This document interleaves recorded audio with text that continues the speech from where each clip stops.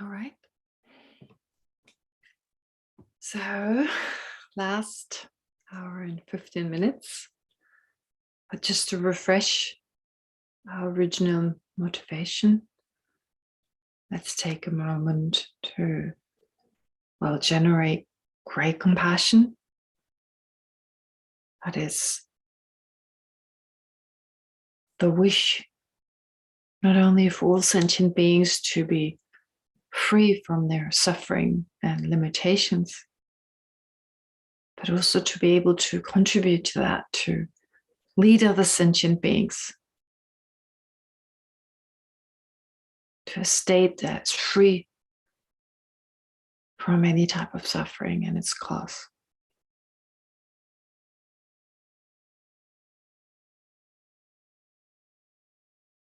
And since we can only do so most effectively once we remove all the stains of our own mind first, let's, out of this deep love and compassion for all sentient beings, generate the mind of enlightenment, the wish to become fully enlightened for the welfare of all sentient beings.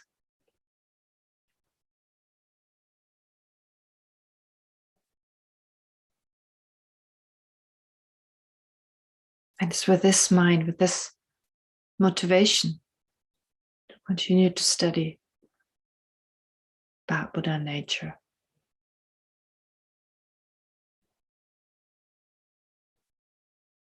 To learn about Buddha nature.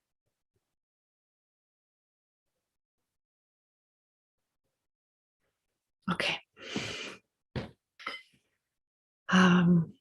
Well, all that's left now from the little booklet is to discuss the 13 aspects, 13 types of Buddha nature.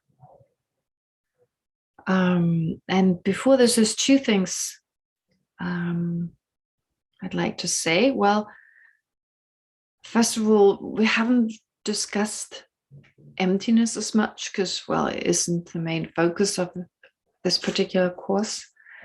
And there are other times when we have more time to discuss, to talk about emptiness. But maybe this much, I mean, it's a little harder to understand the emptiness of the mind.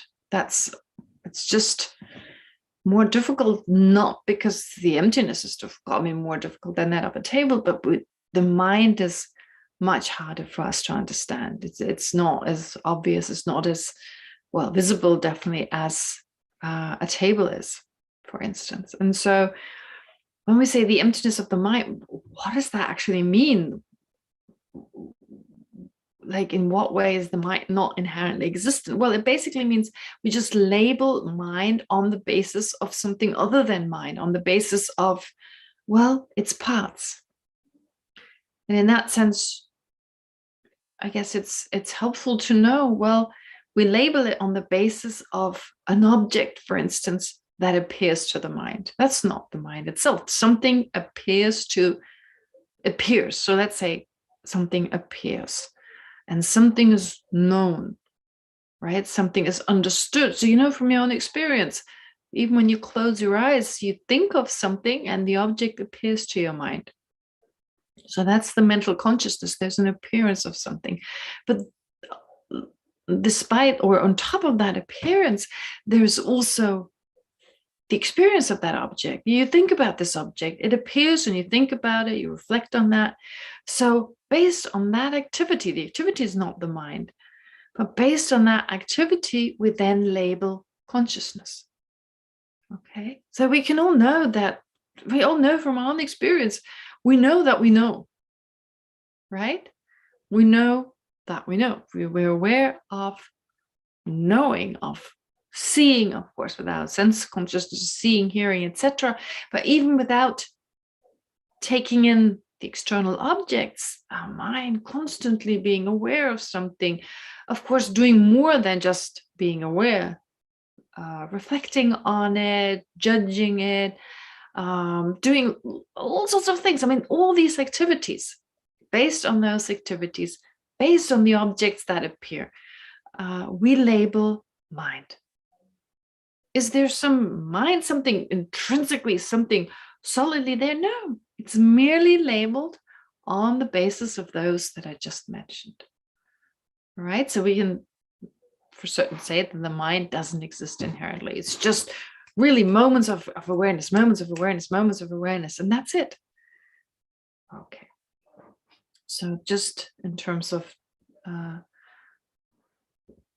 maybe slightly more detailed explanation. I mean, that was it. So just on when we say the emptiness of the mind, and if you want to learn more about emptiness, well, there are other opportunities to do so. But then something else I would like to mention is, well, we talked about the possibility of Buddhahood. All right. Now, like I said, this is for most of us probably pretty new. I mean, we're not born in an environment where Buddhism is part of the religion, part of the culture and so forth. But even if we were born in an environment that's totally Buddhist, I don't think even people who are born in a Buddhist country that from small onward, Buddhahood is what they're aiming for. I mean, that is not the case for Tibetans or Thai and so forth. I mean, well, Thai, anyway, following the Pali tradition, Buddhahood is not stressed that much. But let's say the Tibetans or Mongolians and so forth. Well, it's like, are you born in a family and it's Buddhahood? No, I don't think so. It's just like any other ordinary family, get an education, get a job, etc. And maybe if you're born into a family with lots of lamas, then that's mentioned over and over again. But anyway, the point is, it's really not something we're really used to. I mean, let's face it. So that's one thing. Okay. And hopefully we can do something about that, because we have this incredible potential. Like Maitreya puts it, we're sitting on this chunk of gold that can give us everything we wish for. This incredible happiness, this incredible ability. I mean, our mind has the potential to do so, and we're not doing anything with it. So it's beginning this time, we just sit on this treasure and we're satisfied with all the mud and the dirt around it. That's it. So that's really what it's like. But of course, we have no real taste of it. And well, that of course comes much later, but also intellectually, it's difficult to understand that that's even possible. That's why we study the Dharma. Anyway, so we've discussed this in some detail. And then the question arises, let's say we are convinced Buddhahood is possible. Everyone can become enlightened. I can become enlightened. Is this really something I wish for myself to happen? And oftentimes the reaction is two things. It takes a really long time. It takes so long. Oh my God, 3 countless eons. And yeah, then there's Tantra. But to be fully qualified for Tantra, you need probably eons to just become more qualified, right? I mean, that incredible love and compassion and all that. Whoa, it takes such a long time. And what's worse, so much hard work. I mean, it's hard work. It's not easy. It's not like just hanging in front of the television and watching. No, I mean, that's effortless, but well, it's hard work. So a lot of people feel like, it sounds really nice and, makes me feel cozy. And if I hear about it, but no, never mind. Right? So that's this argument. But in response to that, what the lamas usually tell us, well, first of all, hardship. Okay, some hardship there. But isn't it much harder to remain in samsara? I mean, the hardship in samsara. The thing is, we don't know what's going to come after this life. All right. I mean, let's assume there's rebirth and so forth. And anyway, all the Buddhist ideas that really just make sense if there is, the mind continues on. So we have no idea what's going to happen. I mean, when we consider beginning this time, well, there's no karma we haven't accumulated. So it's like, we don't know what karma is going to ripen in our next life. I mean, no idea. So if I just let it slide, no guarantee I'm going to be born in the West with all the opportunities and all the possibilities. that we have in this lifetime. I may be born, okay, as a human, but into this family with like abuse and so much poverty and just I'm miserable from the moment I'm born, right? I mean, I don't know. We don't know. I mean, in the end, honestly, when we first come to Buddhism, being German, being German, I always dreaded the Holocaust question. But that's not difficult. We all have the karma to die in a Holocaust. We all have the karma to be killed, to be tortured. We have the karma. I mean, we also accumulate positive karma, accumulate negative karma, and depending on the circumstances we find ourselves in, well, this karma ripens, that karma ripens. So we don't really differ. We don't really differ.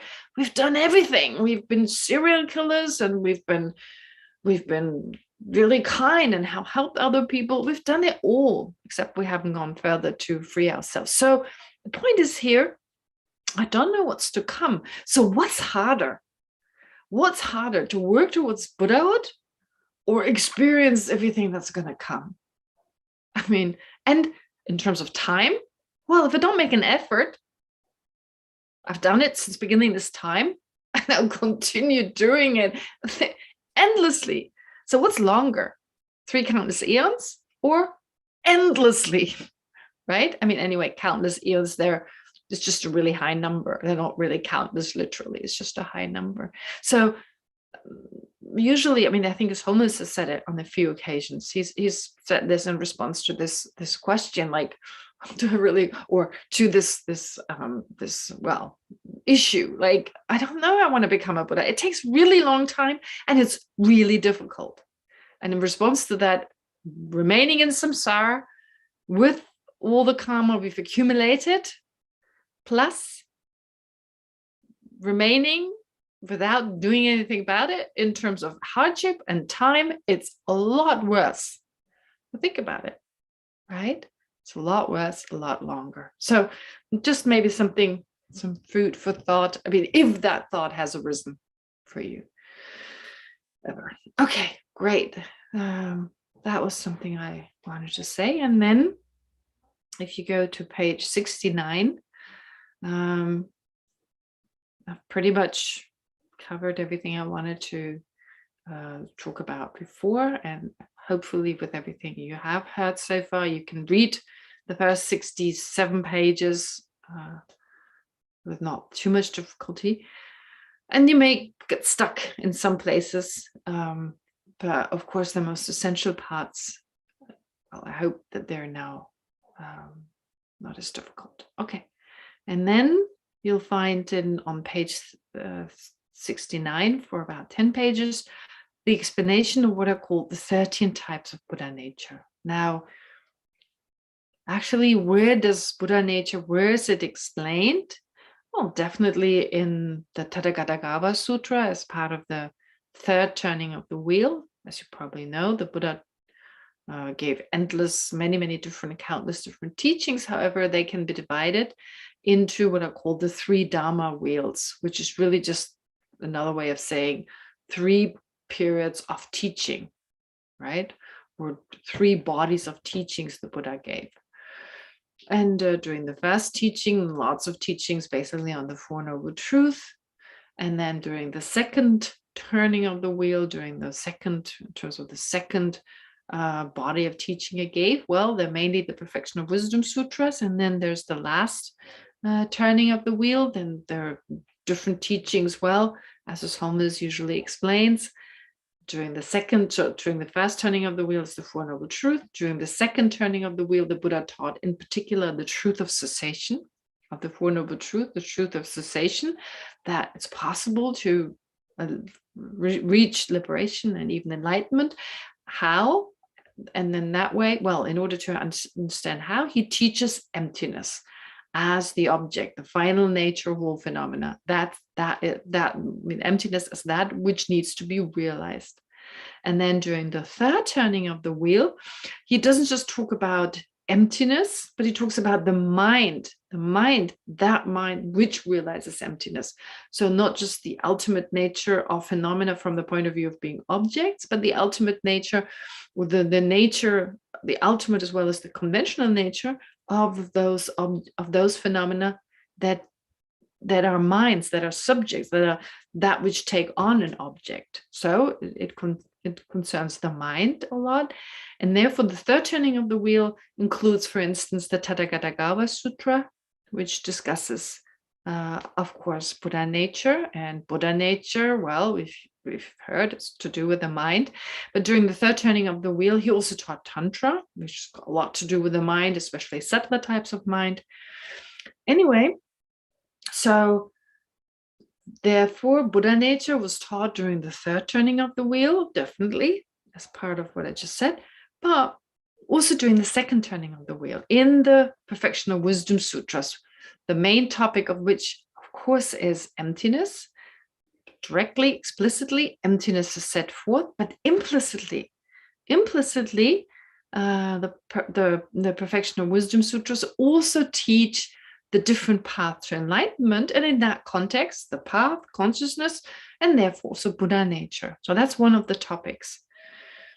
And the implicit or the hidden meaning of the Perfection of Wisdom Sutras is explained. That hidden meaning with the different meditations and so forth, they're explained by Maitreya's Ornament for Clear Realizations, and that text sets forth, based on the Perfection of Wisdom Sutras, the 13 types of Buddha nature.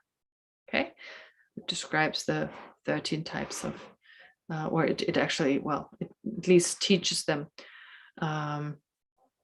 here by way of, well, actually by way of 3 verses, and 2 of those verses they enumerate, that is, they present those 13 types of Buddha nature. So what do they teach us, these 13 types of Buddha nature? Of course, there's 2 ways of looking at it: the evolving Buddha nature, the 13 types, and the naturally abiding Buddha nature. Naturally abiding Buddha nature, well, it's emptiness of particular types of mind. So here's the evolving Buddha nature. It's what are these 13 types that we're interested in, and it teaches us something about the mind, about the path to enlightenment. Okay, and it adds pieces to the puzzle. It adds some information that we specifically get here. So 13 types of path are described. Some of those you're familiar with, others maybe not. All right, and they're not contradictory necessarily. They're just different perspective. Okay, now first, of the 13, you have first six types. What are the 6 types? Well, these 6 types, as you remember, I said that the Mahayana path consists of 5 levels, or 5 paths, as they're called, 5 different paths: path of accumulation, path of preparation, path of seeing, path of meditation, and path of no more learning, which is Buddhahood itself. The last is really the goal. So there's 4 levels really that take you to Buddhahood, 4 paths. And the first of those, I mean, a lot happens. On one hand, a lot happens. What is the first, what marks the first moment of the first path, the path of accumulation? Bodhicitta. So wow, that's big. When you generate bodhicitta, uncontrived, spontaneous bodhicitta for the first time, then by definition, that first moment of bodhicitta is the path of accumulation. You've entered the Mahayana path. So that's huge. You see, everything starts with bodhicitta, even entering the path. So we start a session, meditative session with bodhicitta. We start teachings with bodhicitta, and even entering the path, it starts with bodhicitta. It's that state of mind that once you have it, anything becomes possible. Okay, so it's the root of everything, in a sense, from that perspective. Okay, But bodhicitta itself is not enough. I mean, in order to eradicate, to eliminate the states, that's that which is in our mind, that which keeps us from being a Buddha, although we have everything right now to be enlightened, but that which obstructs that enlightenment, well, that needs to be removed. And what is it that removes it? It's the mind that realizes emptiness. And that mind needs to be developed. First is conceptual. It doesn't directly experience emptiness. And then it becomes a direct experiencing mind. Okay, so when do you directly experience emptiness? On the path of seeing, on the path of meditation. All right, okay, that's pretty straightforward. So you start eliminating, doing those two levels, path of seeing, path of accumulation, path of meditation, you eliminate whatever is in the way to put out. Okay, that's easy to remember. Now the question is, what happens during the first and the second path? Path of accumulation? Well, as the word suggests, you get everything ready. You collect, path of accumulation, you accumulate whatever it is for you to eventually get to the direct realization of emptiness. So if you haven't realized emptiness before you generated bodhicitta, some do, it's possible, of course, to even generate the understanding of emptiness beforehand. That's possible. It's even recommended. But anyway, the point is that if you haven't realized emptiness yet, well, now you need to realize it on the path of accumulation. You also need to develop shamatha, calm abiding, very important.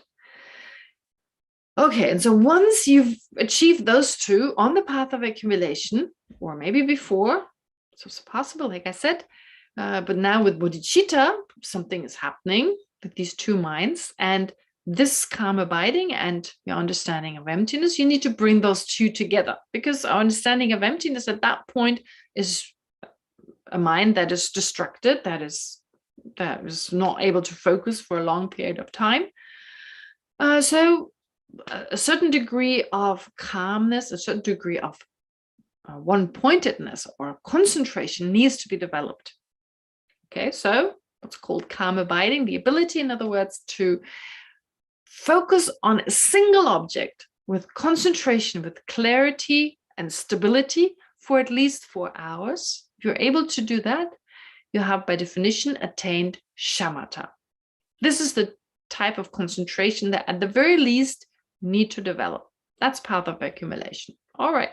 Okay. So having realized emptiness, having attained that kind of concentration, now you bring your understanding of emptiness, that is like more discursive kind of mind, a mind that is not single-pointedly focused because it's got that analytical function to it.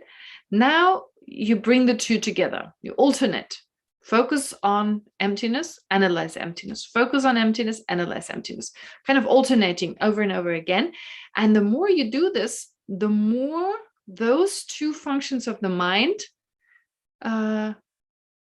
happened together. Okay, first it's just alternating, but at some point you can be analyzing, have that kind of discursiveness, but be single-pointedly focused at the same time. So you can actually bring the two together. So it's like a very subtle analysis that's taking place, but you're mainly focused. The mind is still, the mind is stable, the mind is clear, as in like its object appears clearly. And when you have that, so you don't realize emptiness directly. No, it's still a conceptual mind. Okay, so conceptual mind. But when you have that focus together now in combination with the understanding of emptiness, that is called a union. A union, they've come together as a union, those two, a union of calm abiding, that concentration, and special insight. That is the aspect of realizing emptiness directly. You have a union of shamatha and vipassana, to use the Sanskrit word, or to use the English, a union of calm abiding and special insight. That marks the path of preparation. So now you're ready, you're prepared, basically, because all you need to do now is transform that mind into a direct perception of emptiness. in terms of the focus, the stability, and all that. That's all there. Okay, it's a very stable mind, concentrated. It gets its object. It understands. It realizes its object. All it's lacking is that direct experience. That's lacking. But the path of preparation is so special in that way that it's brought this concentration together in such a powerful way. All right. So here, when we talk about the 13 types of Buddha nature, the first 6 include the path of preparation, the path of seeing, and the path of meditation. And the path of preparation is subdivided into 4 levels. We don't need to go into the details of these levels. It's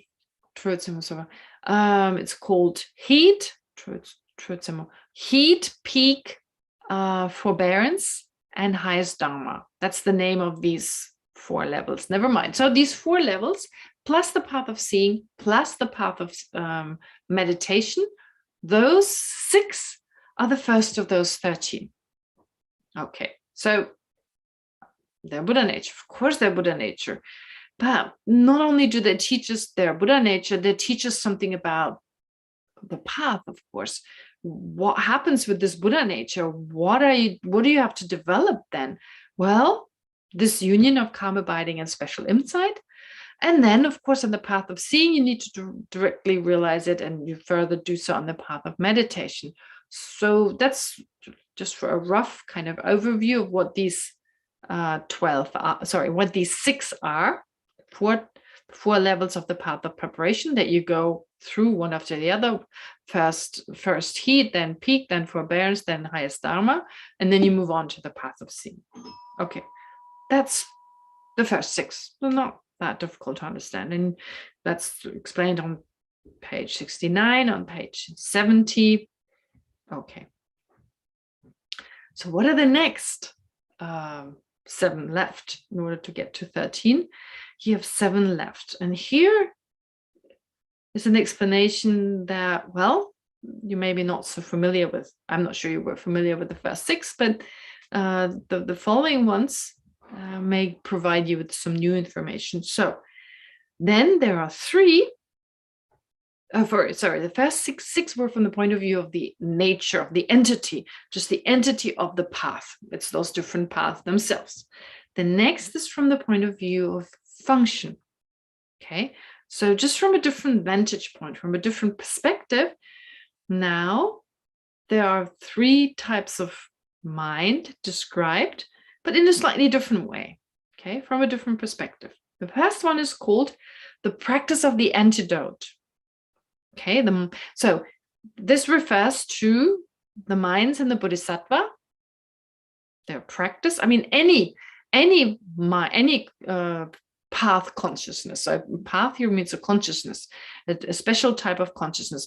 What makes a consciousness different from a path consciousness? That's a question that probably arises. Well, let's say you're a Bodhisattva. Let's say, Iki is a Bodhisattva. So now, if Iki is a Bodhisattva, does he have a path consciousness, a Mahayana path in his mental continuum? Yes, but not all the time. Not all the time. I mean, when he's practicing, yes. But, at other times, he still needs to cook. And if in that moment he's not mindful of bodhicitta and so forth, which he doesn't always have to be, if he's just thinking, I need to cut the tomatoes and so forth. So that mind that is now planning on such and such, or let's say the doorbell rings and he has to open it. So what he sees the person outside. And so the mental consciousness perceives as well. I mean, whatever the sense consciousnesses perceive, what they apprehend, the mental consciousness also apprehends and then starts thinking about it, etc. So in that moment when he opens the door, I'm saying that because our doorbell just rang. I don't know whether you could hear. Anyway, someone else is opening, so no problem. But when the doorbell rings and then Iki opens the door and he's just saying, there's the postman or whoever. In that moment, that's not a path consciousness. Okay, it's just an ordinary consciousness. It's not a path consciousness. So path consciousness is any type of mind that is connected to bodhicitta. So if it's influenced by bodhicitta, all right? So let's say before he opened the door, he knew it was going to be the postman, and he's like, may the postman become enlightened together with all the other beings and so forth. And with this mind, he opens the door. Okay, then he has a path consciousness, and at the same time, consciousness that communicates or helps him to communicate with the postman. So therefore, there's a difference between consciousness, ordinary consciousness, and path consciousness once you have entered the Mahayana path. All right. And then, what is this mind? It's practice. Every time you generate, of course, a mind, a Mahayana mind, I mean, not being a Buddha yet, so it's practice. That's practice. Practice is not the movement of, for instance, bowing down, or, I mean, that's just physical exercise. If you, I mean, this prostration and bowing down kind of activity, well, it's really the mental consciousness that does that. If you don't, if mental consciousness is not focused on anything virtues, then doing prostrations or bowing down is just physical exercise. It's not practice. Mantra recitation, it's just talking, basically, if you talk them out loud. So practice is really, whether your physical activity is practice or not, is the mental consciousness. And the mental consciousness is really that which is practicing. Okay, all right. Now, therefore, we can say that every path, so Iki now, as a Bodhisattva, now every path consciousness is a practice, right? When he practices, it's going to be a path.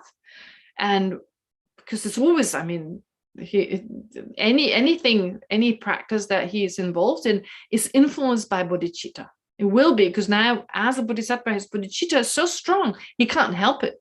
The moment he's practicing the Dharma, and the longer he is a Bodhisattva, the more most of his path consciousnesses, actually, most of his consciousnesses become path consciousnesses. He can't help it. Bodhicitta will be more and more part of his daily life, even when he is asleep, not during deep sleep, but even in his dream state. So it's just this slow process, this process like of development, where more and more and more bodhicitta takes over in a positive way.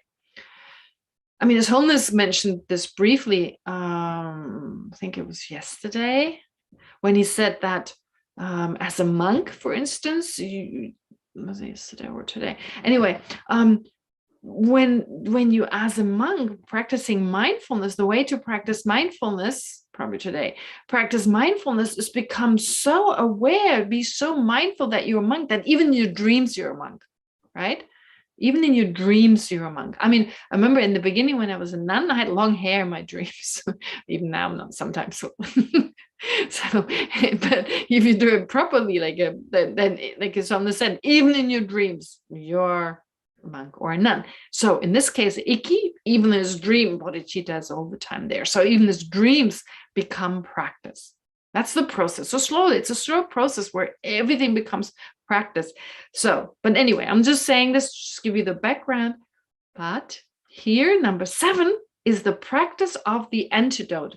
What is the practice of the antidote? It refers to any path consciousness, any Mahayana path consciousness. Here is the practice of the antidote. It's a practice, it's a mental consciousness, it's a practice, and it serves as an antidote.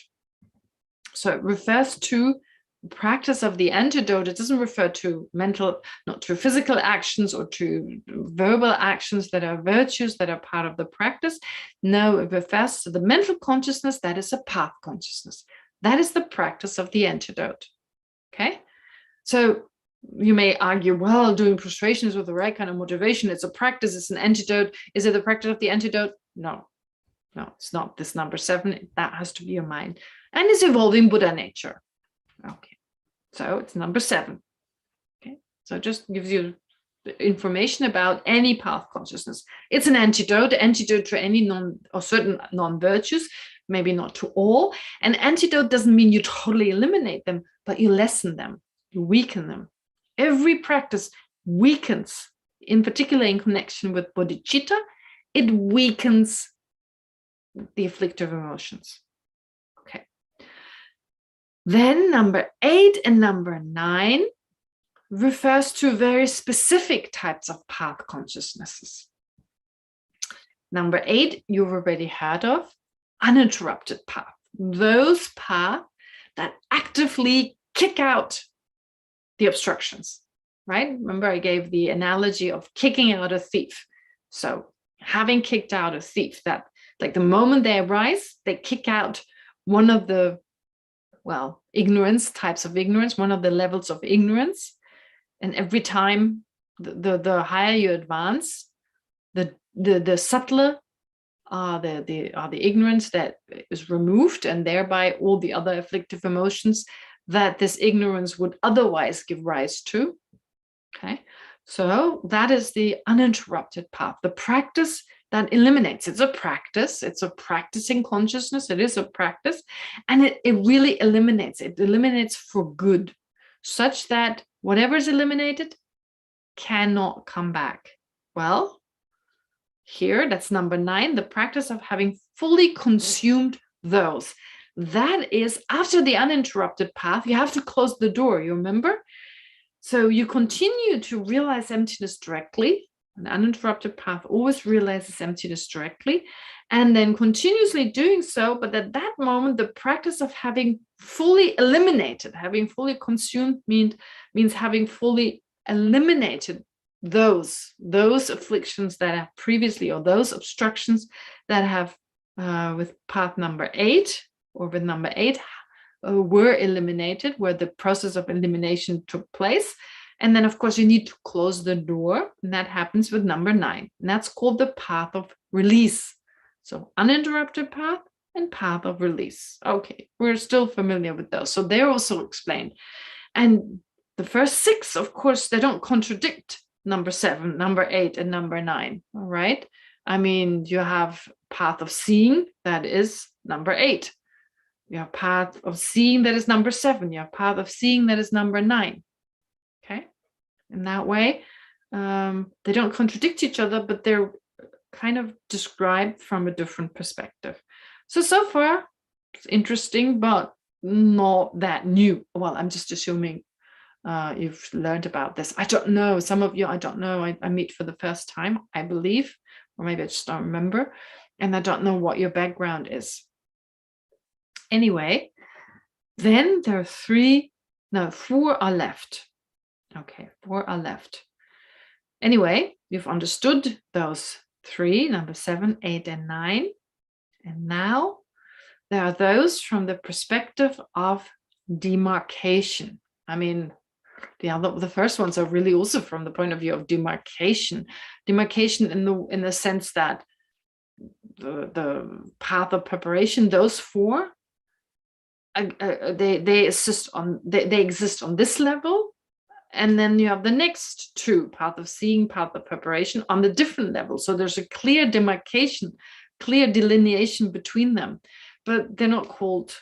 It's not from the perspective of demarcation. That's not how it's worded. It's from the perspective of their entity, and here it's demarcation, so it's called demarcation. Anyway, you could apply that term also on the first 6, as I said, but it's just not done.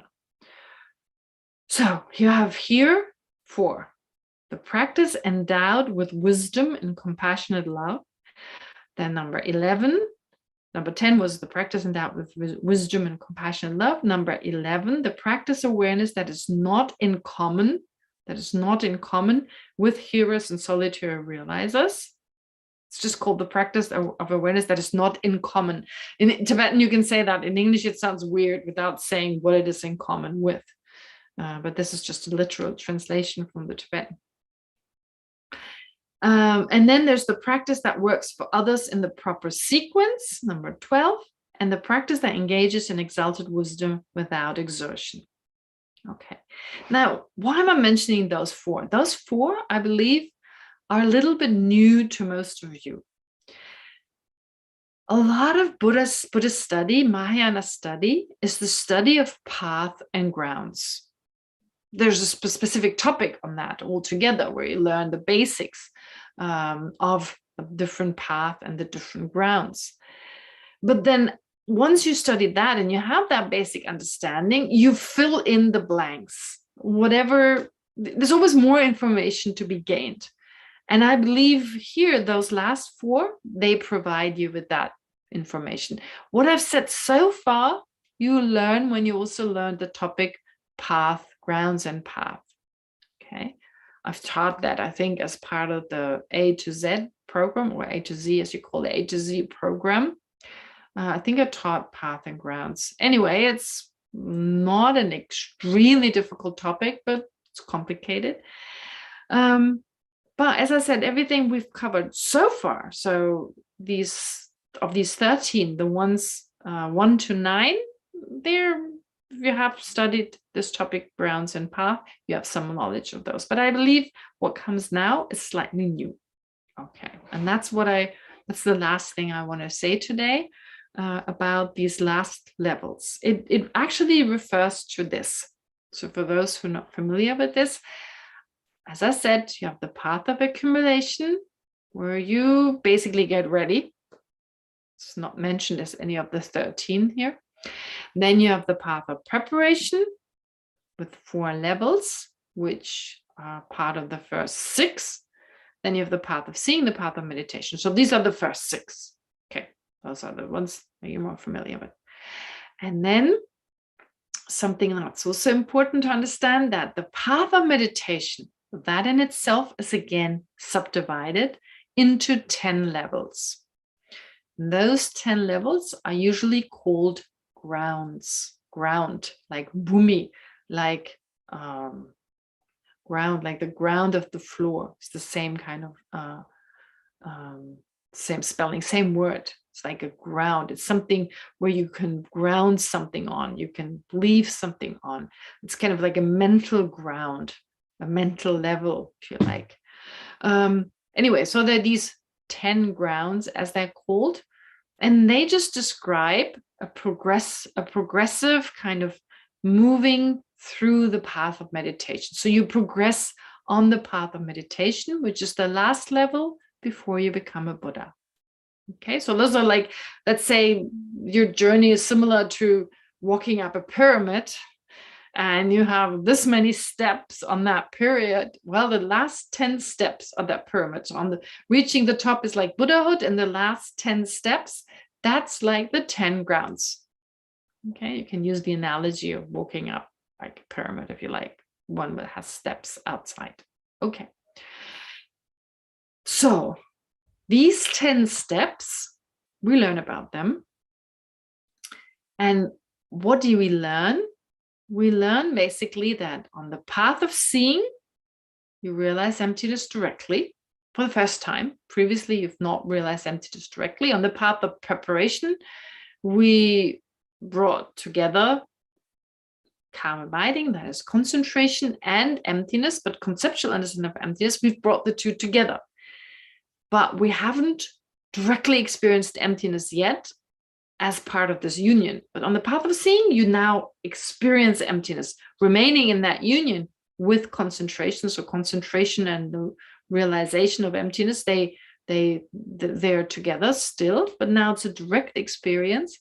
And because of that, you eliminate at least the ignorance, the intellectually acquired ignorance. That is the ignorance, not that you were born with, this natural misapprehension of reality that everyone has from birth onwards. No, the one that you develop as an adult, right? Like, innately, we always think phenomena exist inherently. But if you also decide on an intellectual level, yes, phenomena exist that way, if you thought about it, like even without this philosophical, not in a philosophical context, but to believe there's truly an I, like, there's this ego, there's me, I don't really know who I am. When you apply the knowledge you've gained in this lifetime, and then think about this I or this car, and kind of think of it as like an inherently existent thing based on, your knowledge that you've gained. That's called an intellectually acquired ignorance, if its object is inherent existence, of course. All right. So that intellectually, and of course there are philosophical views. If you follow some philosophy that definitely insists on some kind of independent, inherent entity. I mean, in Christianity, I'm reminded of, in terms of the self, the soul. It seems like there's this intellectually acquired explanation. I mean, this explanation that's intellectually acquired. Of course, we're not born with this belief in a soul, but it is intellectually acquired. And this seems to reflect, I mean, that seems to be the I mean, the essence of who we are. And therefore, it's a form of intellectually acquired misapprehension.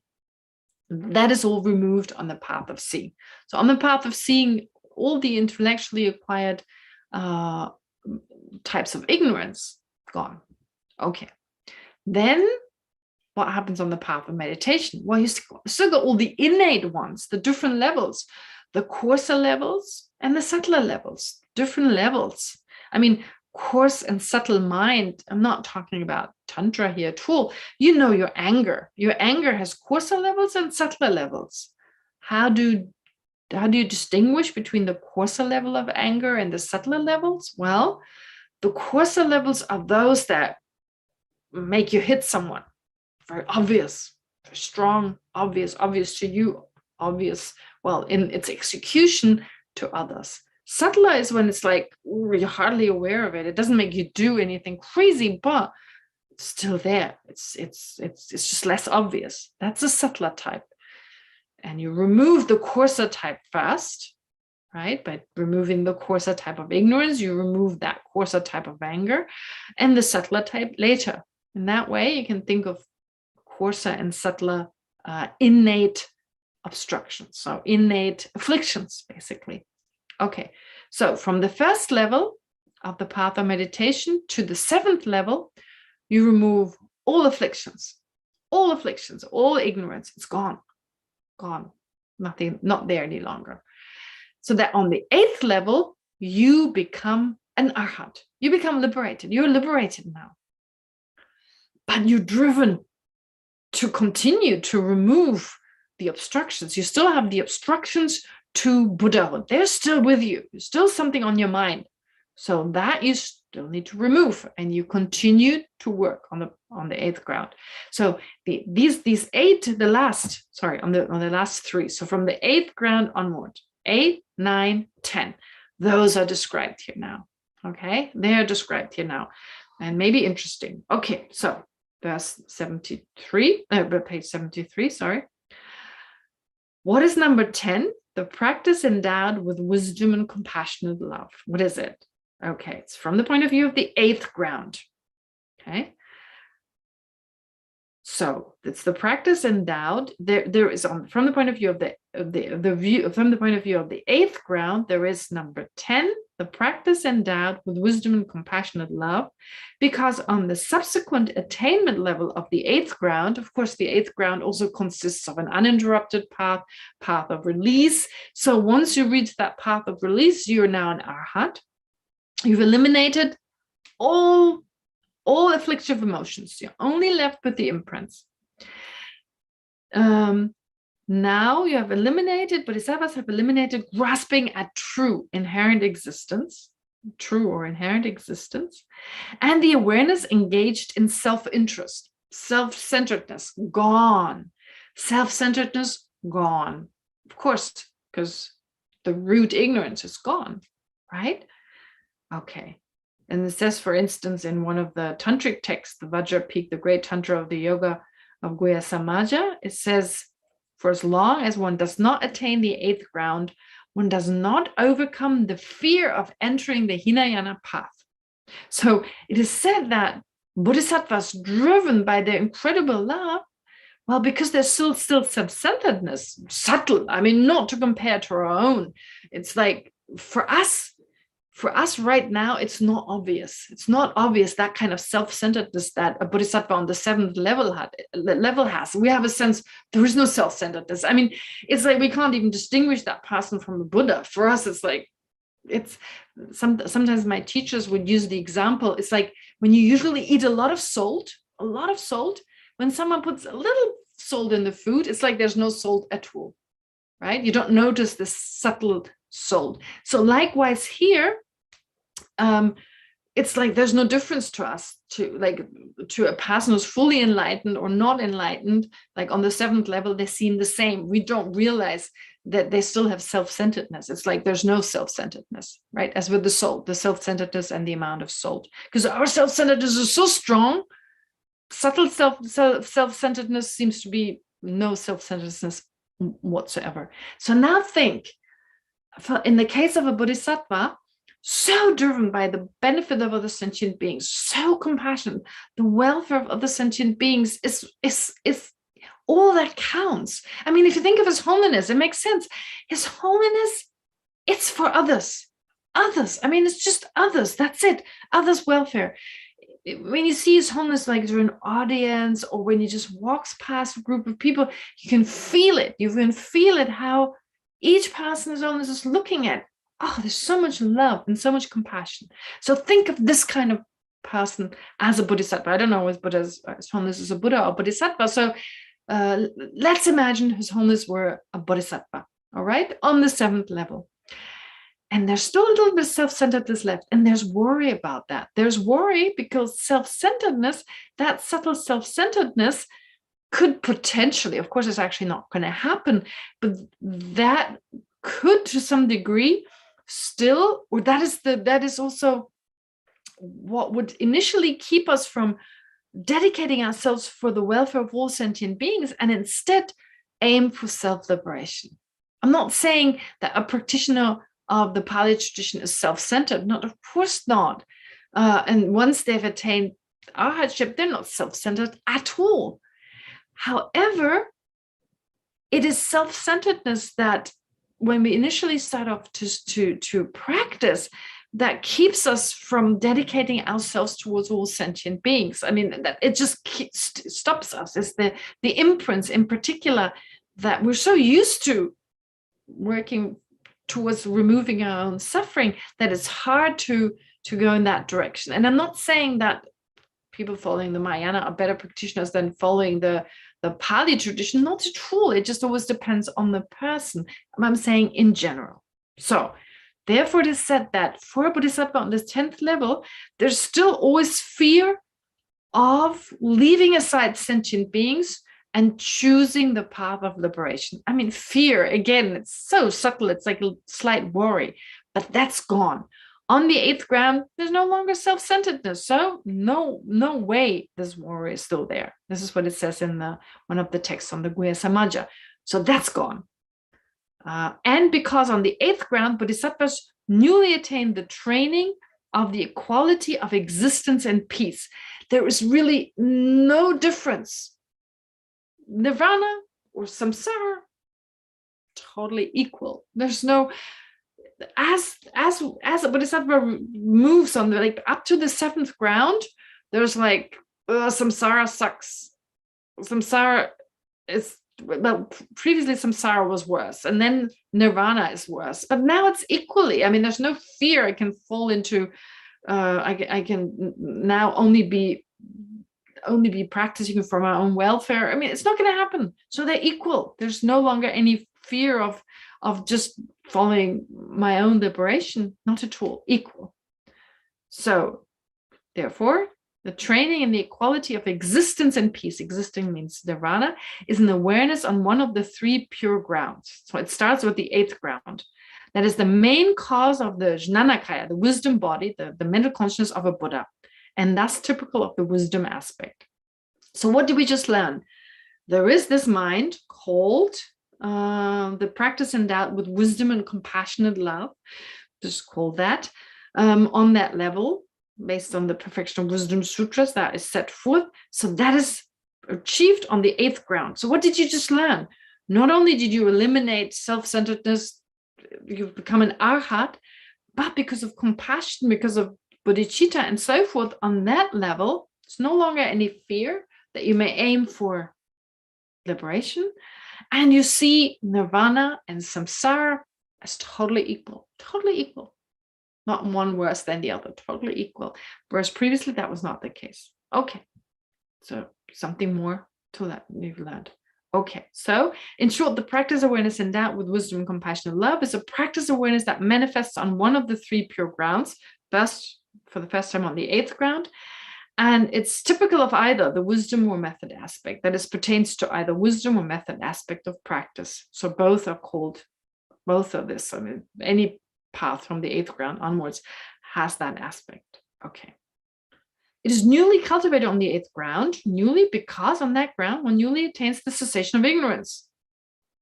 Okay. And so therefore the cessation of self-centeredness. Okay. On the 8th ground, one also overcomes any fear of entering the lower vehicle. Okay, yeah. So the vehicle that leads to self-liberation and newly attains the training and equality. Yeah, I've just repeated that. Okay, that's that.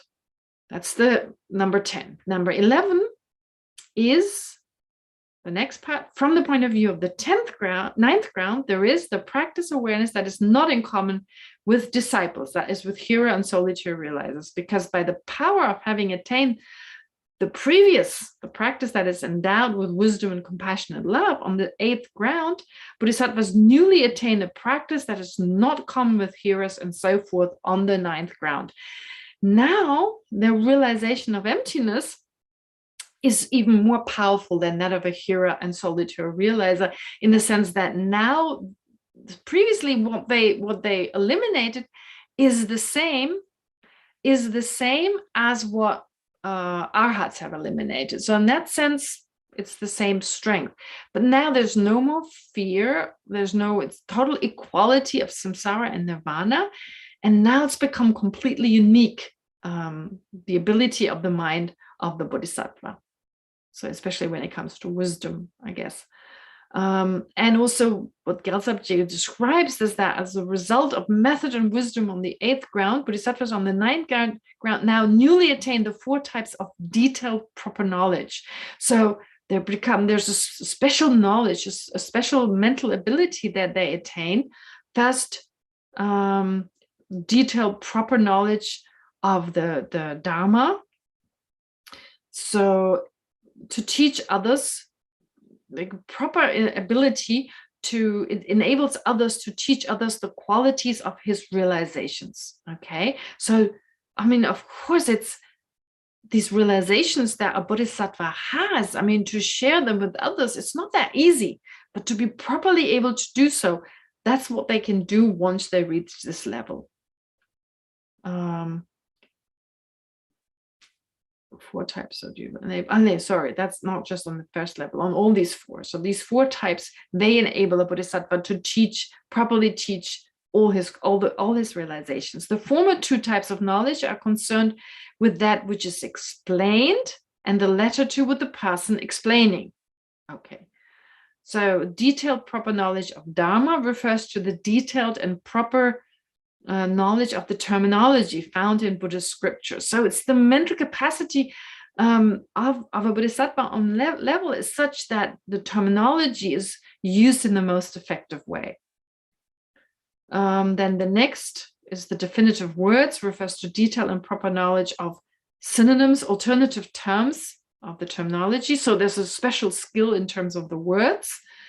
And there's a proper knowledge, then it goes on to self-confidence. Of confidence refers to the detail and proper knowledge of the confidence to teach, having the ability to present different reasons, and so forth. Anyway, I'm worried about time, so you can read the rest of it. It's not that hard to understand. So it's these 4 types of proper knowledge.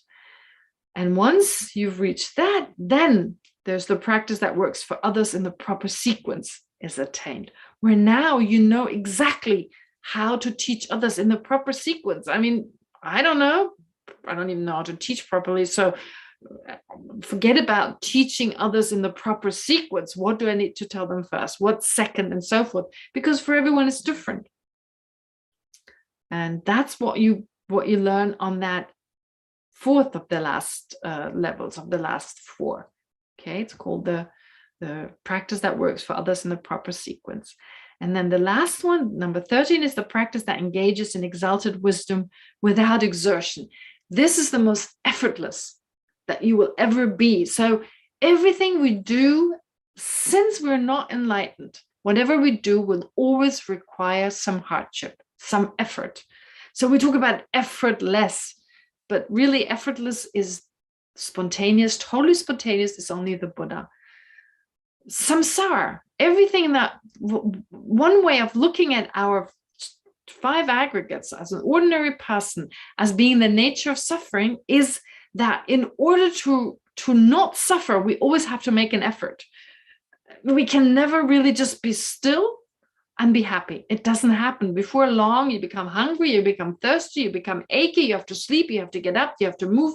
We have to always be in movement. So one of the reasons our existence is in the nature of suffering is because everything we do requires effort. So effort is actually something that distinguishes us from a Buddha. On the level of an ordinary person, as I said, why is my mind and my body in the nature of suffering? Because I don't have to do anything to suffer. It comes natural. I naturally grow thirsty. I naturally grow hungry. I naturally, right? And I have to make a real effort all day long. I have to make an effort to not suffer. Okay? To not be bored. I have to make an effort to, I don't know, meet friends and just do something against boredom. I have to do something to not be hungry, to keep healthy. So easy to get sick. It's much harder to make sure I don't remain healthy.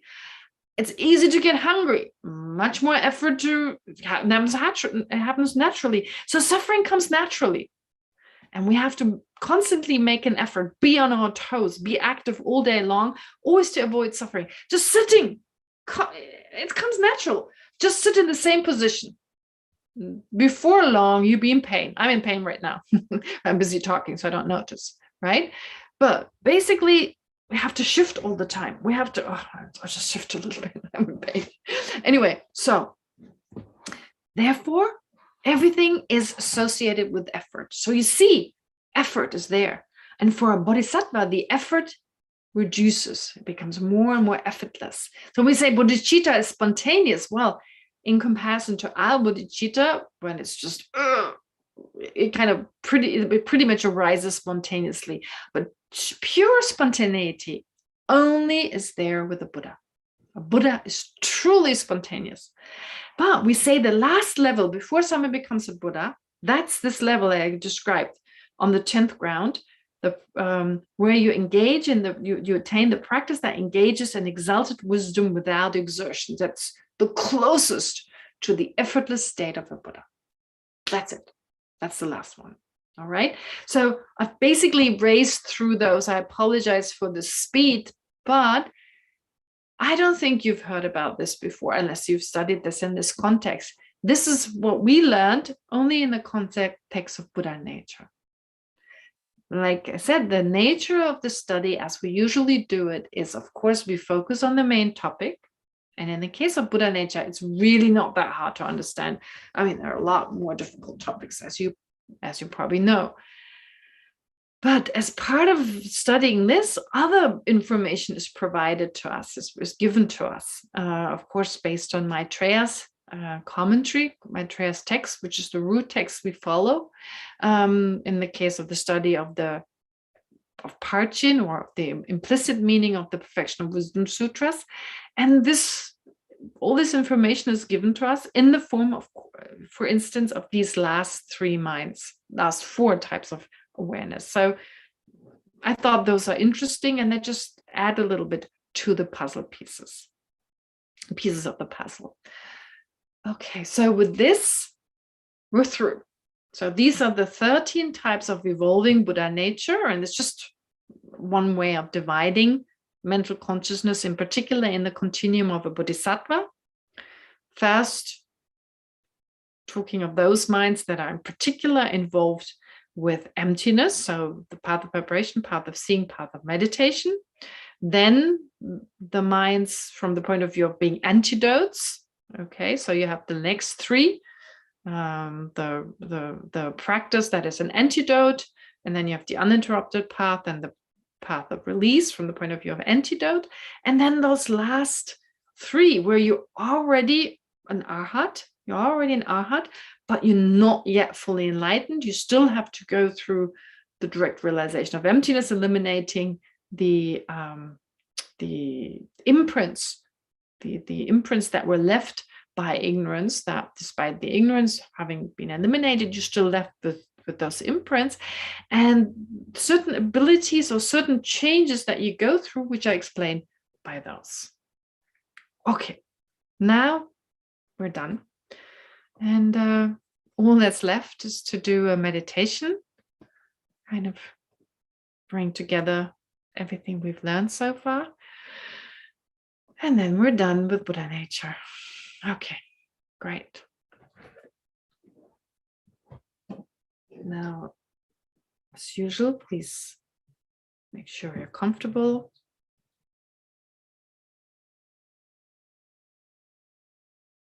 Back straight.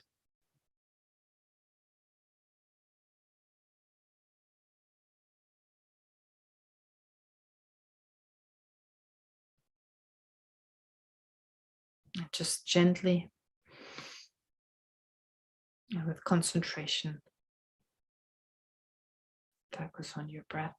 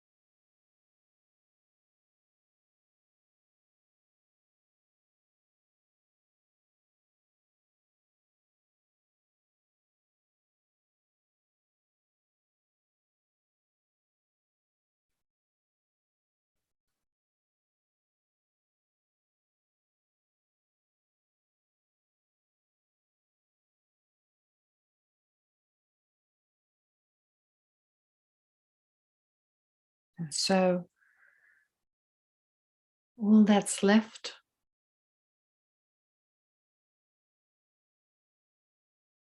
for us to do now is to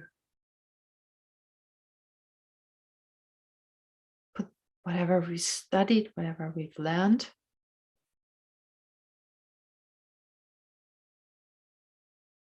to put it into practice.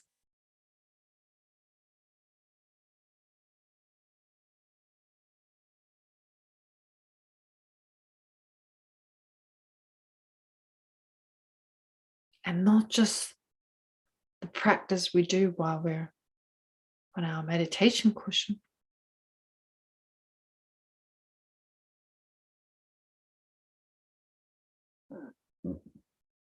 but practice in our daily life.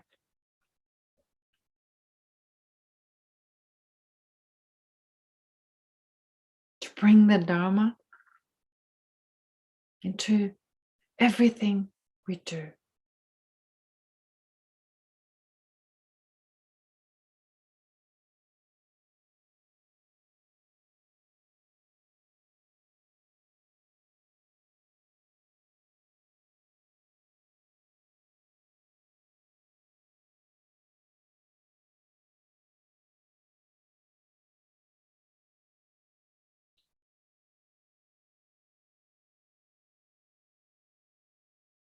To reduce our self-centeredness, as that is the cause for all our problems, all our sufferings.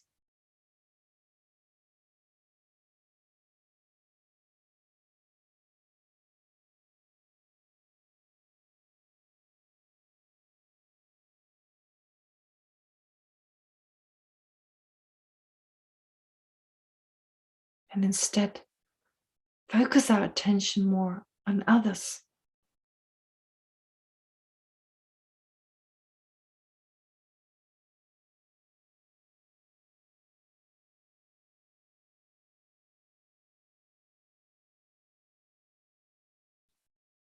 For we have a lot more in common with others than there are actual differences between us.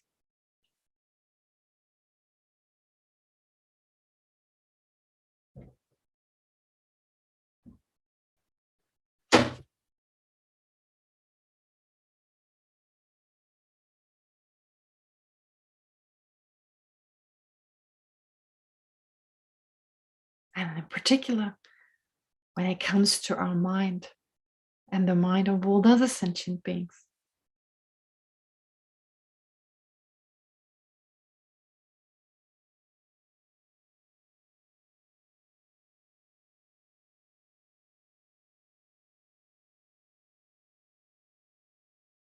The mind being clear in knowing.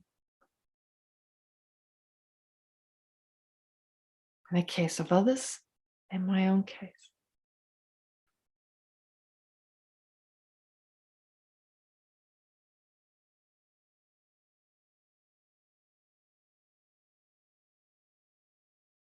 And ultimately,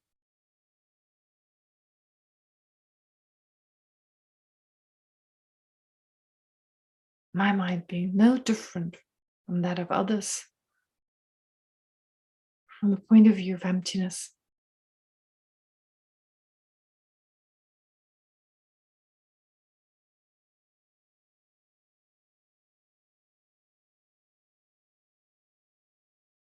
And thus, the fact that we all have Buddha nature.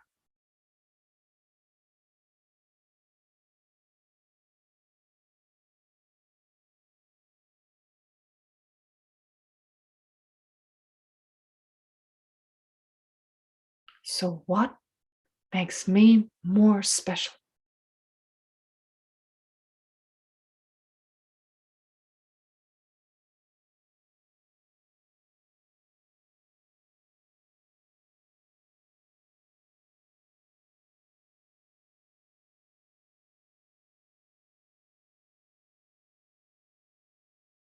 It simply doesn't make sense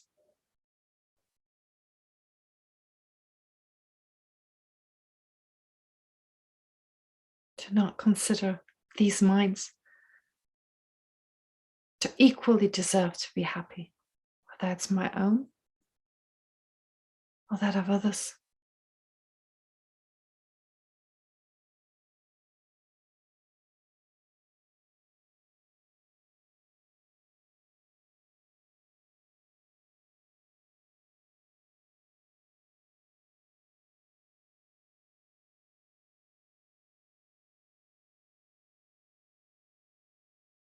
Just as my mental stream, my stream of consciousness deserves to be happy.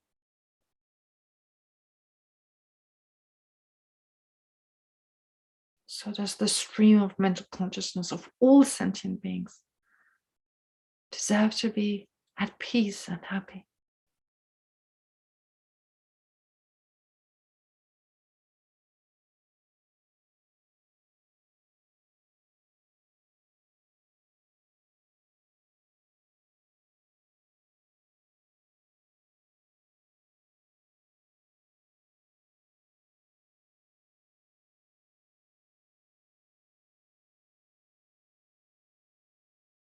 And now I've encountered a system that provides me with the means and methods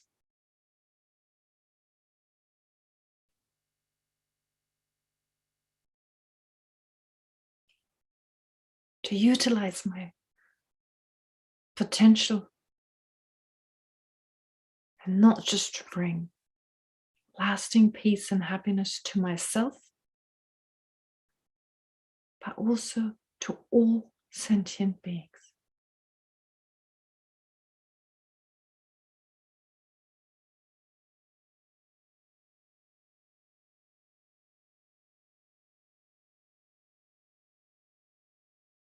So what's keeping me?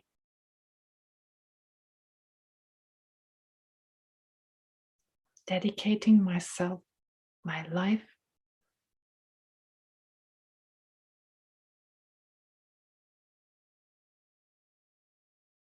towards utilizing my Buddha nature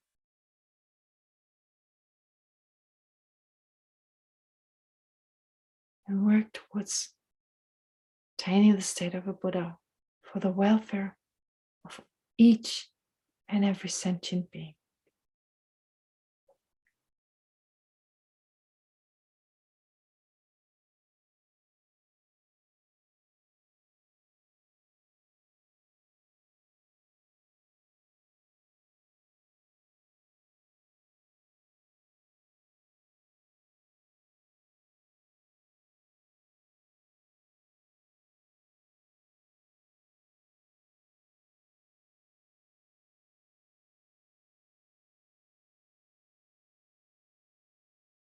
And the topic of Buddha nature has clearly shown us that enlightenment is a true possibility.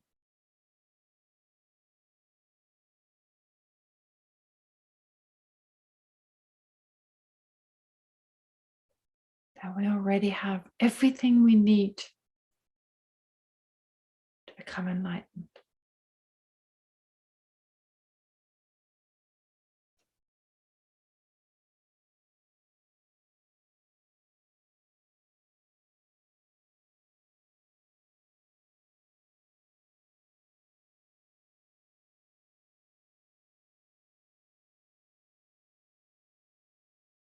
And once we've attained that state,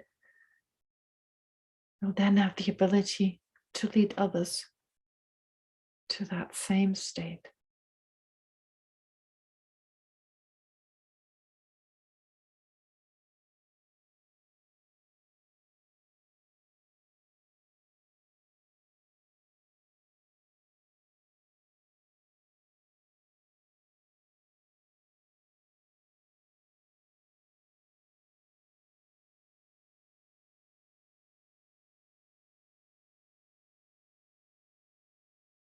And so, based on what we've learned,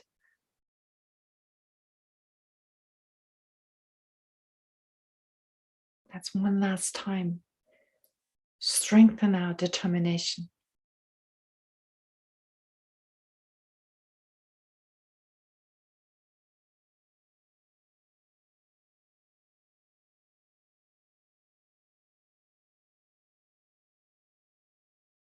To attain the state of a Buddha.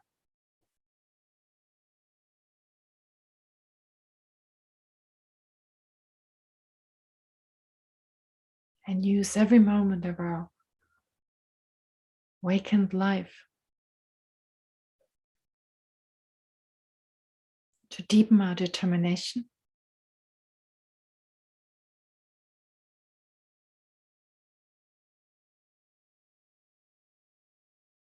and to continue practice.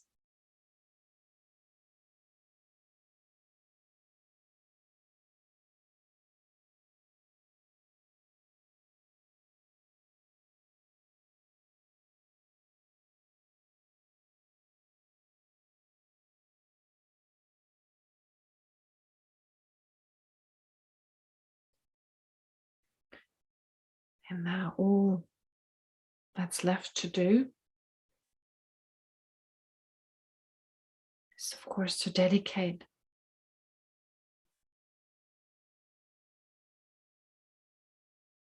the positive potential we've accumulated together here over the last 2 days.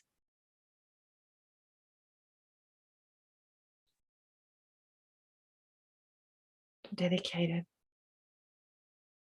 first and foremost towards our full enlightenment. May whatever positive potential we've accumulated enable us to quickly overcome all obstacles to practicing the Dharma, so that we may soon awaken our Mahayana nature, our Buddha nature,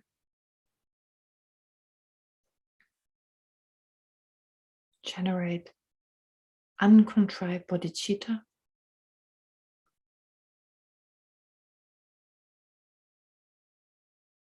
and in that way enter the path of accumulation,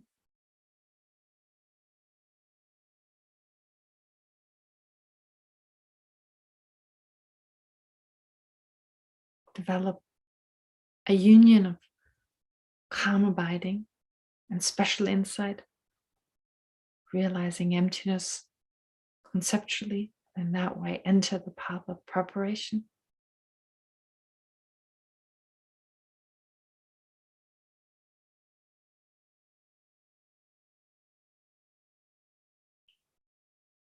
Then realize that is experience emptiness directly and enter the path of seeing.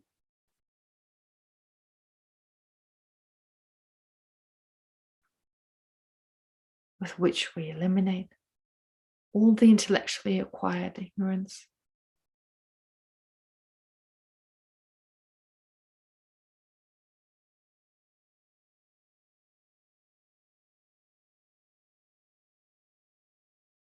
And as we strengthen our direct experience, direct realization of emptiness, we also start to eliminate the different levels of the innate ignorance, and thereby enter the path of meditation,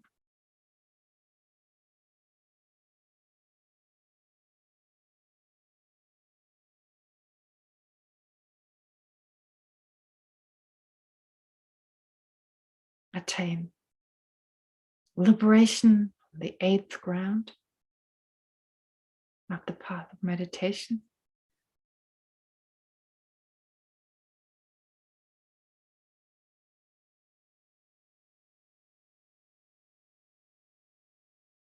and eventually become completely enlightened.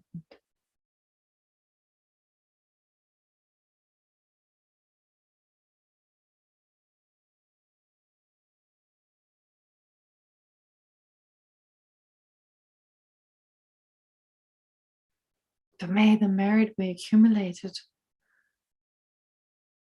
also cause our precious spiritual masters like His Holiness the Dalai Lama to remain strong and healthy, to continue to teach the Dharma, and in that way live a very, very extremely long life.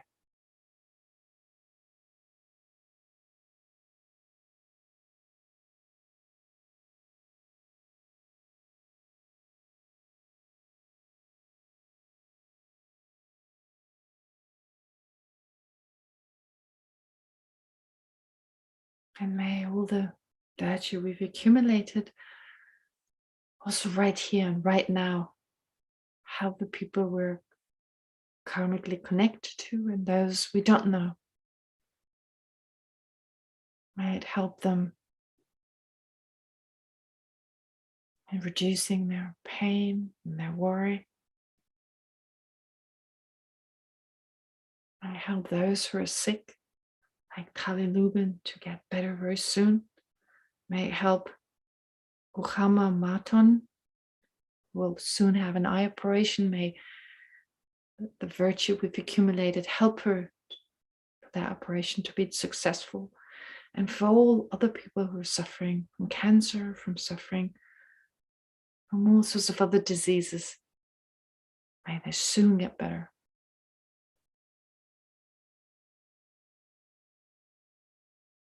It may also help those who are imprisoned, rightly or wrongly.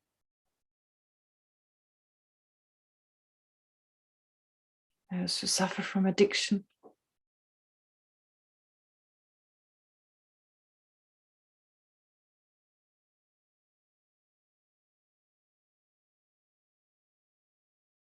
From environmental catastrophes, political oppression, and so forth.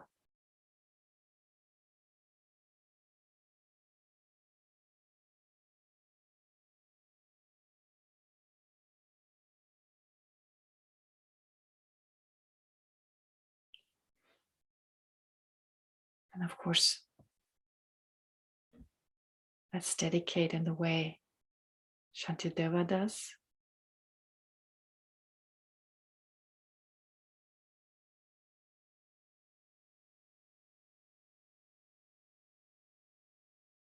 May all beings everywhere, plagued by sufferings of body and mind, obtain an ocean of happiness and joy by virtue of my merits. May no living creature suffer, commit evil, or ever fall ill.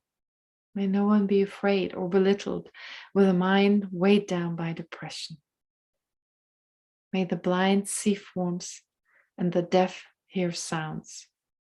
May those whose bodies are worn with toil be restored on finding repose. May the naked find clothing, the hungry find food. May the thirsty find water and delicious drinks. May the poor find wealth, those weak with sorrow find joy. May the forlorn find hope, constant happiness and prosperity. May there be timely rains and bountiful harvests. May all medicines be effective and wholesome prayers bear fruit. May all who are sick and ill quickly be freed from their ailments. Whatever diseases they are in the world, may they never occur again. May the frightened cease to be afraid, and those bound be freed. May the powerless find power, and may people think benefiting each other. For as long as space remains, for as long as sentient beings remain, until then may I too remain to dispel the miseries of the world.